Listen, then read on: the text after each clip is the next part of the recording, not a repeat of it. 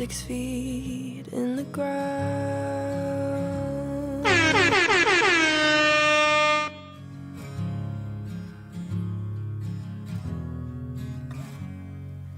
Doomsday is close at hand. I booked the marching band to play as you speak. I feel like throwing up. You sit and stare like a goddamn machine. I'd have liked to plan out my part in this, but you're such a narcissist. They did it on Halloween. I had no choice in the matter. Why would I? It's only the death of me.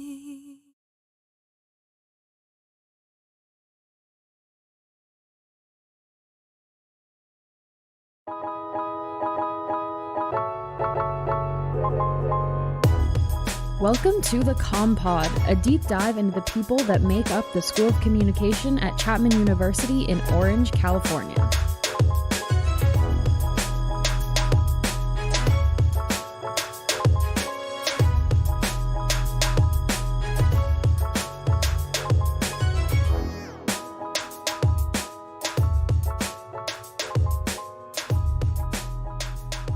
So welcome to the CommPod.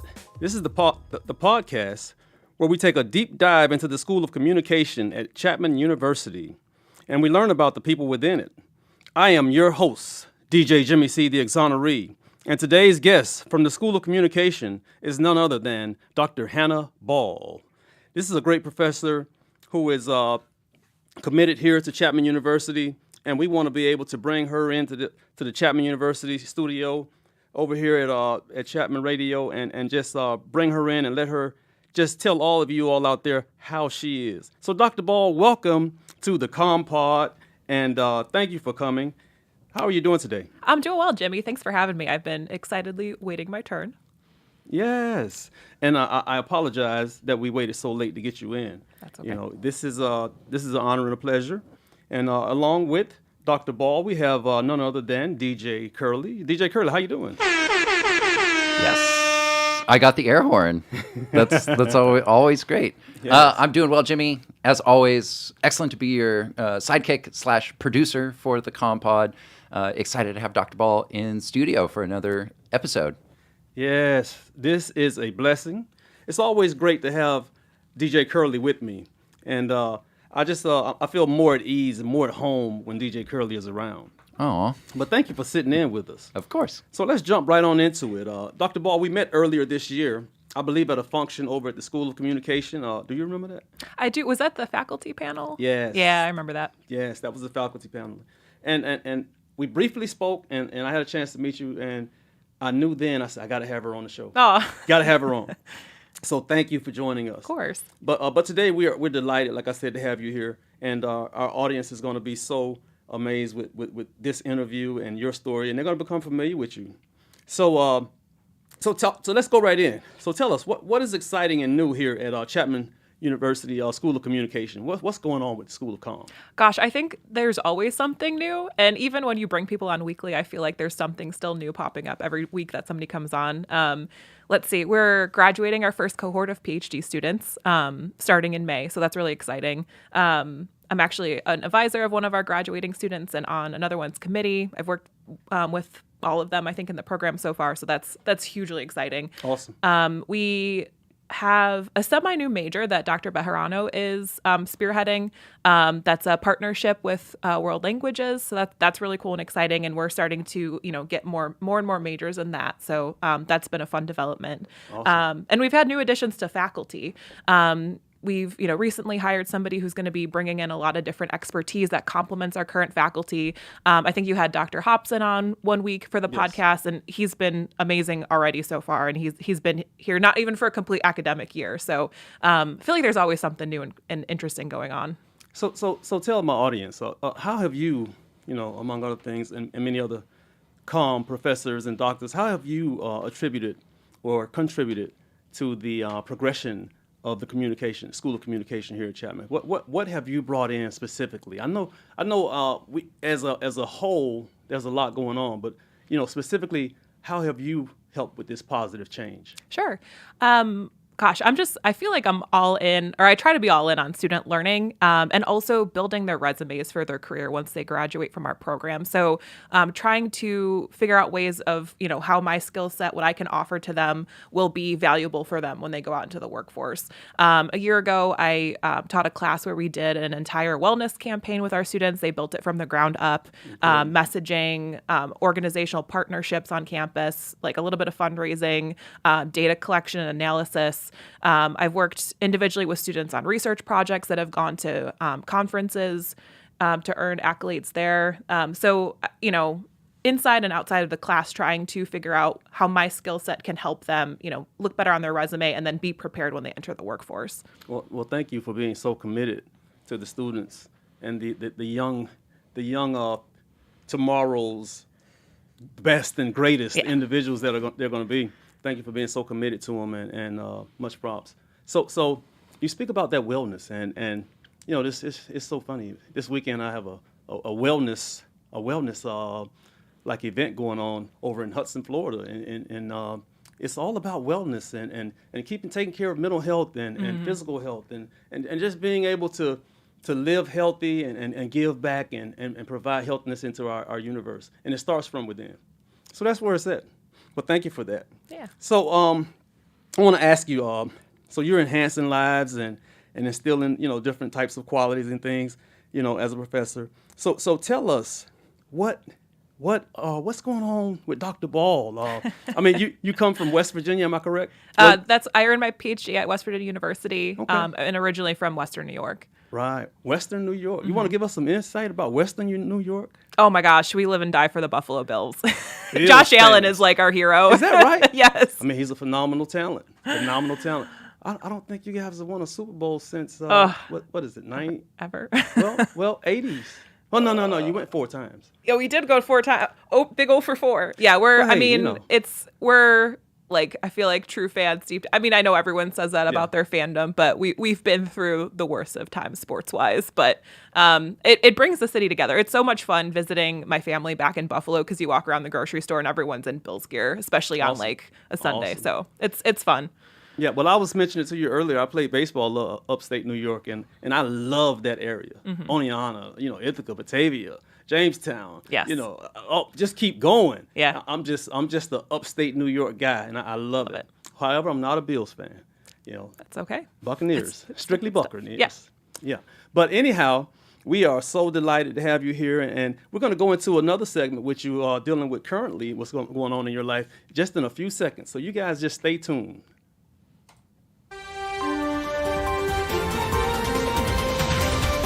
Current breaking, trending, latest update today, live headline.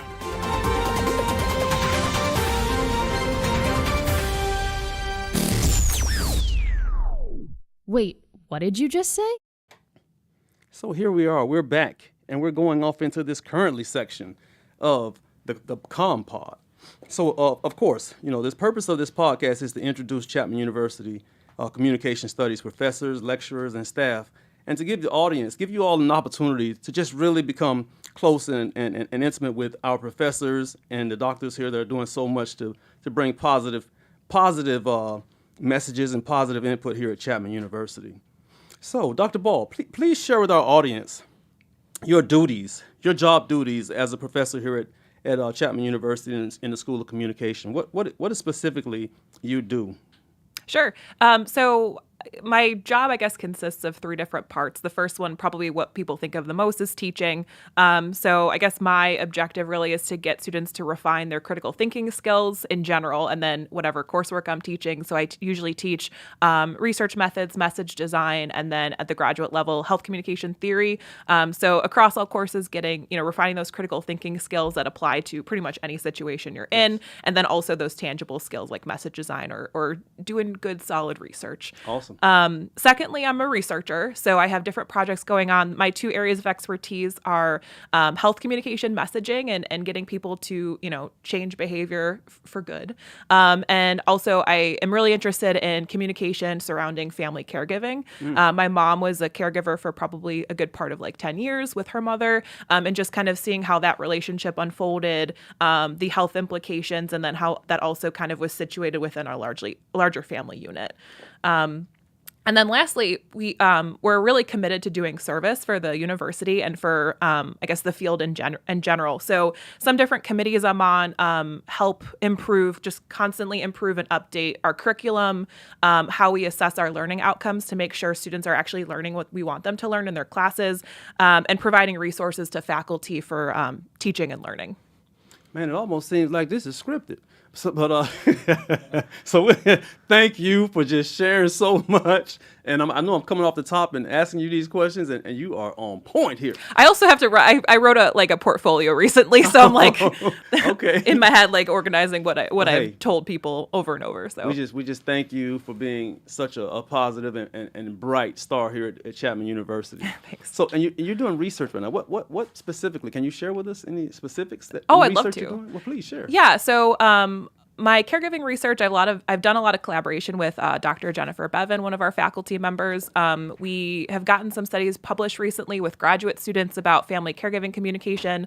Most recently, we looked at the relationships, like the communication relationships between a family caregiver and their romantic partner, and just to see how taking on that caregiving role in some ways, contributes to other communication relationships in the family unit. Awesome. Sometimes turbulent, sometimes shakes things up, but it's really cool when we discover caregivers who are trying to adapt to the situation. Yes, awesome. So let me move on and ask you if you can give us an example of what's going on with Chapman University right now regarding diversity and inclusion. I mean, I am a student here that is not the norm. I'm a person of color, and I'm in the minority when it comes to that. But tell us how Chapman University is moving forward towards diversity and inclusion and equity, if you may share. Oh, absolutely. Chapman regularly publishes numbers about just the different demographics of our student body, and this is my 6th year at Chapman, so it's been interesting watching that unfold over the course of 6 years and how those numbers have changed. So I really do. I think the numbers do show that Chapman is committed to bringing in a more diverse student body, because I have seen evidence that those numbers have been changing over the years. And it's becoming actively more diverse. I think we're working on our hiring practices just to make sure in all different areas students have, somebody on campus who they can identify with. I think that's important. And I want to say, too, there's different workshops available for faculty, for our graduate student instructors that help with inclusive teaching practices. So I'm the School of Communications ambassador for the IETL, which is the Institute for Excellence in Teaching and Learning. And we regularly have workshops that are tailored to, they're timely. So topics that, there's a need with faculty, or there's something going on like, during the pandemic, to make sure everybody had equitable access to learning while we're all online. I think next week we have a seminar with Dr. Jose Bowen, where it's talking about how we as educators can talk about difficult topics in the classrooms rather than avoid those. Yeah. So it's fun to see the university, put out these really timely workshops to help us better ourselves, to make sure we can approach inclusivity rather than, avoid it. Most definitely. And I know I saw recently, we have the Reverend Dr. Barber coming in to the university and speaking, I believe, the end of this month, and that's going to be exciting. We have a lot of positive things happening here at Chapman University, and I thank you, Dr. Ball, for sharing what's going on. Yeah. I want to ask you all to just continue to stay tuned in. Our next segment is going to be on the hot seat, and we're going to have Dr. Ball up under the hot seat under a rapid fire. So stay tuned. Is it getting hot in here? Yeah, it definitely is. But I didn't touch the heat. Did you? No, but now that I look at our guest, it looks like their seat's on fire. It definitely is. Is it time for the hot seat? Hold on. Goddamn heart rate's about 130. Okay.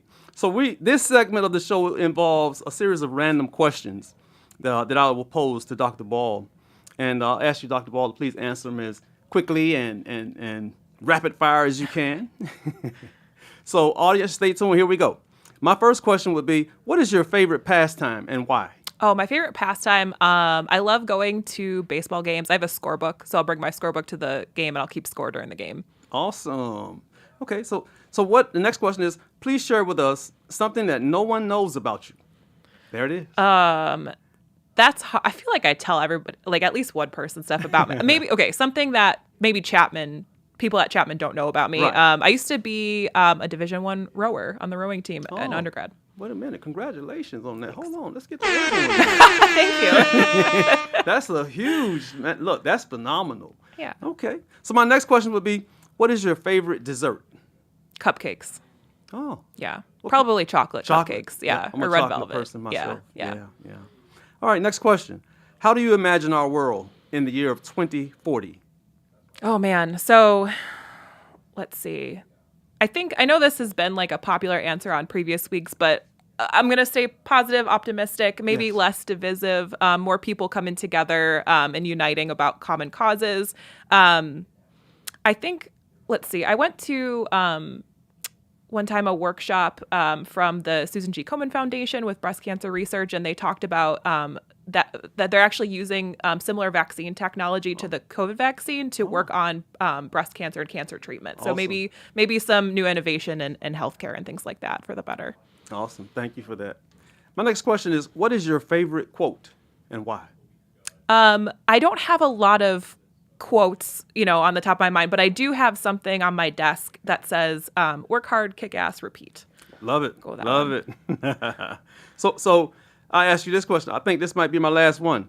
What is your favorite city and why? Oh, I love Boston. I lived there for a few months one summer doing kind of like a research job with a healthcare organization, like a health tech organization. And it was in the summer, so I feel like it was the perfect time. But it's so walkable. The public transportation is excellent. Great architecture. Just a lot of good memories there. Awesome. Last question. What is your favorite university? My favorite, Chapman. Let's go, Chapman Yeah. University. Here we go. Yay. Yeah. Okay, thank you, Dr. Ball. And this concludes this section of Rapid Fire. In our next segment, we'll talk about story time. Be right back with you. Now, I'll put you on the spot. What's your favorite university? God, I'm glad I answered that right. Yes.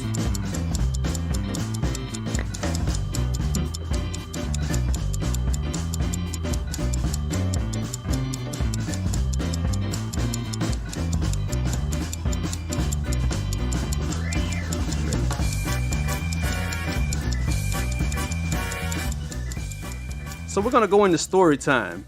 And the purpose of this segment is to talk about a specific delightful story about you while you are here still at Chapman University. And the first question would be, what drew you to Chapman University? Man, I have to say that the first thing that stood out to me when I came here was the undergraduate students. We have School of Communication has a huge undergraduate major that's growing with the addition of our third undergraduate major that I talked about earlier, master's program, new PhD program. And the quality of students here is they're just so motivated, even, more so maybe than I was even as an undergraduate student, of trying to maximize their experience at Chapman, which is super fun. It makes my job more fun. So I think that's definitely the first thing that stood out. They're just looking for different opportunities, whether it's being like helping me on research one semester, or making sure at the end of each class period, okay, I try to summarize what we learn and how it can help them in their future, because they're very oriented on maximizing the most out of their education, which makes my job more fun. Awesome. So my next question would be, what has been your most challenging moment thus far here at Chapman University? Most challenging, obviously teaching online in and of itself was a challenge during the pandemic. But a year ago, while we were fully online, I taught Message Design 2 for the first time. And so, if people are not familiar with it, we teach it every semester. It's a required course for our SCC undergraduates, and you do a full campaign from scratch. Wow. So my students actually a year ago the COVID-19 vaccine was being rolled out, and we wanted to make sure that undergraduate students had accurate, timely health information on a platform where they're actually going to see it. So my students, I had a class of 27 really hardworking students, divided them into 4 teams to work on the message design, collecting research, partnerships, putting on events fully virtual. And so I think organizing all of those students and motivating them to make this the best thing that they could while we're fully online and trying to come up with events for that was a huge challenge. But they rose to the task, which was cool. I feel like I missed that. I feel like I missed something. You know, my major is communication studies, and I started to go is it SSC? SCC, yeah. SCC. I started to go Strategic and Corporate SCC, but Communication. right,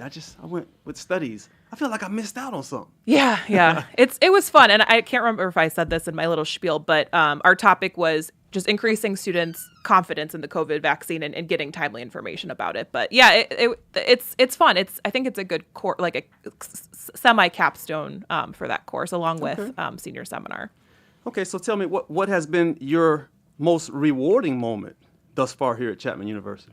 Well, that was very rewarding. I think I came off the end of that semester on like feel good teaching, but I already talked about that. So I think in a few weeks, actually next week, a week from yesterday, my PhD student, Taya Wozniak, is going to defend her dissertation. Yay. And unless something goes horribly wrong, like she'll be graduating in May. And that's been such a fun, rewarding endeavor, like a lot of hard work that hopefully will pay off very soon.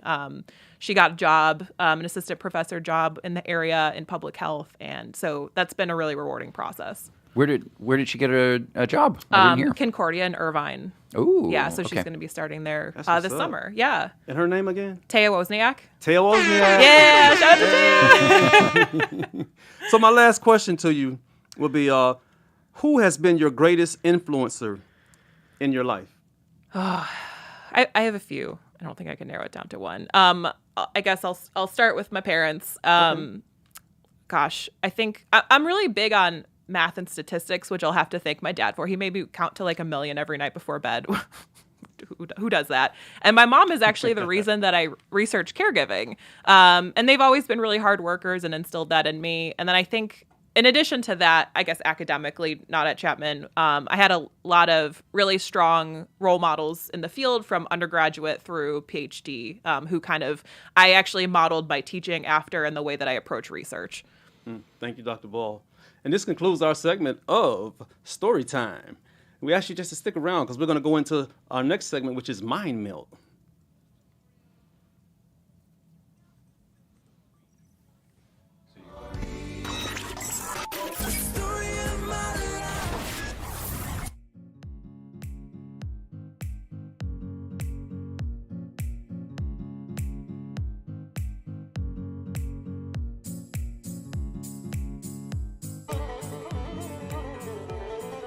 Are you ready to have your mind melted?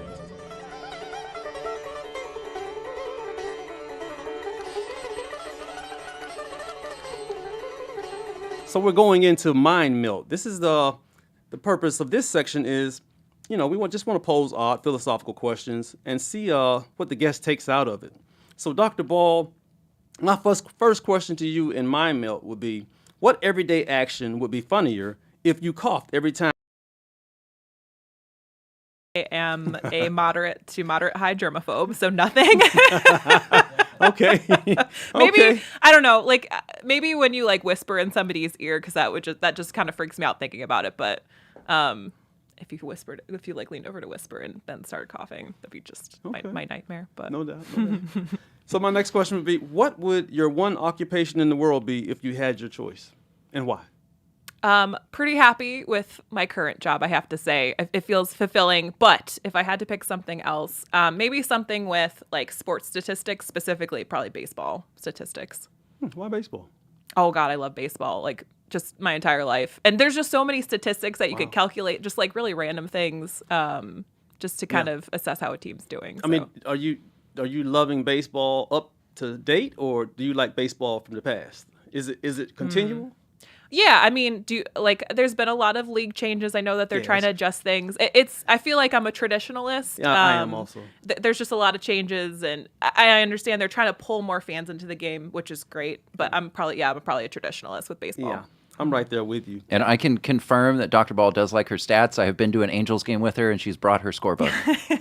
You know, we could share some stories about keeping stats. You know, as a pitcher, that's all we did was keep stats. I'm tired of stats. Oh God, I can't Every get little sick of them. section. Yeah, well, I imagine when you're doing the baseballing, like, Oh, yeah. I mean, I'd love like calculating those and like, you know, disseminate those to players. But I love analytics. But yeah, I can imagine those would get tiring after a while. Yeah, very, very so much so.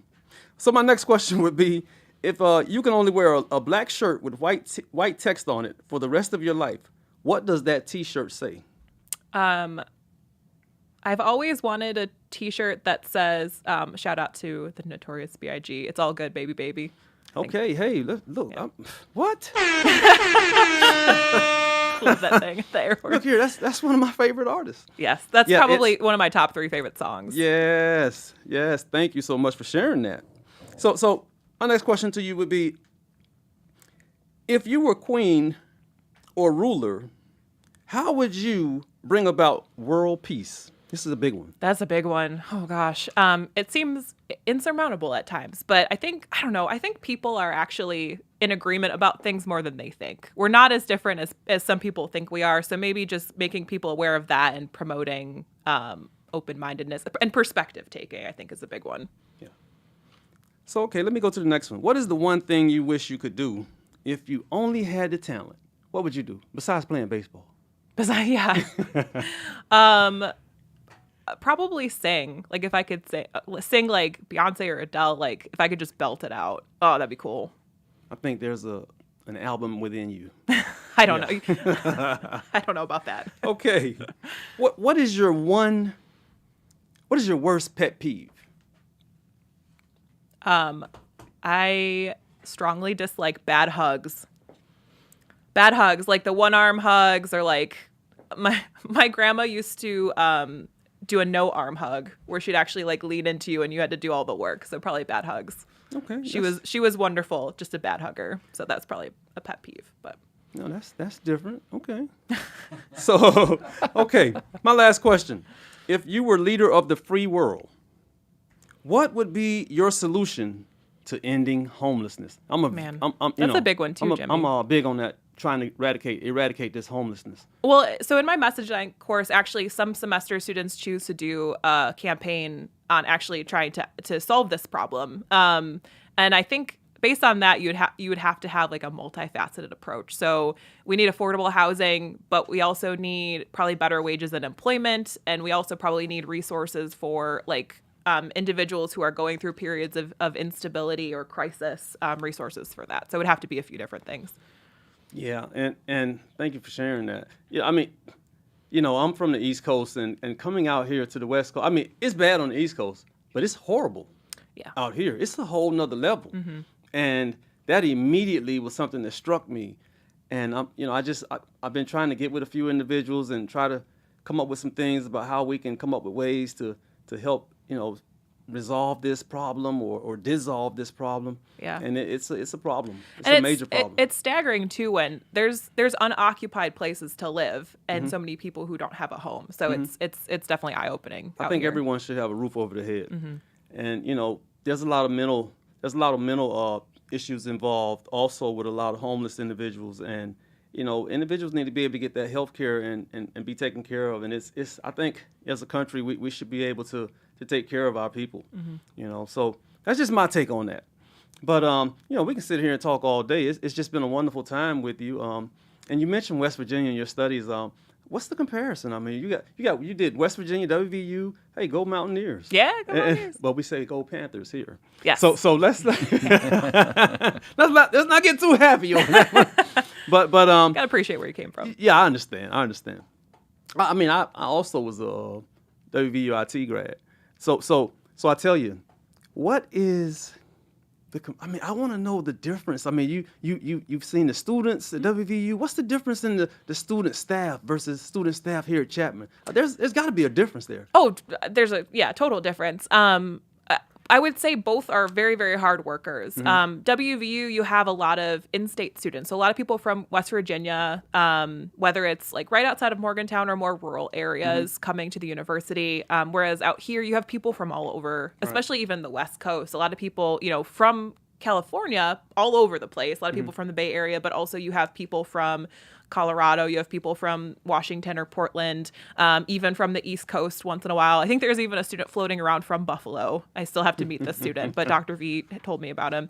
And, there's just a lot of, different, I guess, types of students who are here. And then there's a lot of similarities, though, as well. Like at WVU, we had a lot of first-generation students and a program set up to help, give them resources, especially those who wanted to go on to graduate school but didn't have maybe somebody in their immediate family who could explain to them, what that would look like. But here we also have really good programs that are starting that, like Dr. LaBelle is spearheading, about helping out with those same resources for first-generation students. So there's still a lot of similarities, but maybe just different, like where people are coming from is a little bit different. Exactly. I mean, it's a very impoverished state, and like you said, most individuals within at WVU, a lot of individuals are from that state, and they're coming from just a different, diaspora, and that is versus Chapman University. This is it's a whole nother level as far as economics and the whole nine. Yeah. And I can only imagine the level of information. I don't want to say intelligence, but the level of information and education that has been afforded to the students and individuals in the OC versus WVU, West Virginia. Yeah. Yeah. But I mean, this is it's been a wonderful time with you, Dr. Ball. I've great. enjoyed it. I don't want it to end. How about you, DJ Curley? Would you like it to end or continue? What's Never. Chapman Radio does have a record for, I think we did a marathon broadcasting for like 3 days straight. Oh my gosh. So buckle up, folks. Here we Let's go. break All that right. record. Coffee, please. Yeah. But I tell you, this has been a wonderful opportunity, Dr. Ball, to have you here on the ComPod today. And we thank you. Thank you, DJ Curley, for joining us also. You're welcome. And this is, like I said, it's been wonderful. And we're going to ask you all to please continue to listen in, tune in to the ComPod here every Thursday at 9 a.m. here in Orange County at Chapman University. And that about does it for today. Enjoy your time where you're at. Let me give a little shout out to myself. Just make sure to follow me on Spotify, Instagram, and iHeartRadio. I got podcasts out there, Chopping It Up with Jimmy C. Other podcasts, The Walls and Beyond. I do a little something. So kind of stay tuned with me, stay in touch, and hope to see you all next time. God bless. You all take care. Peace.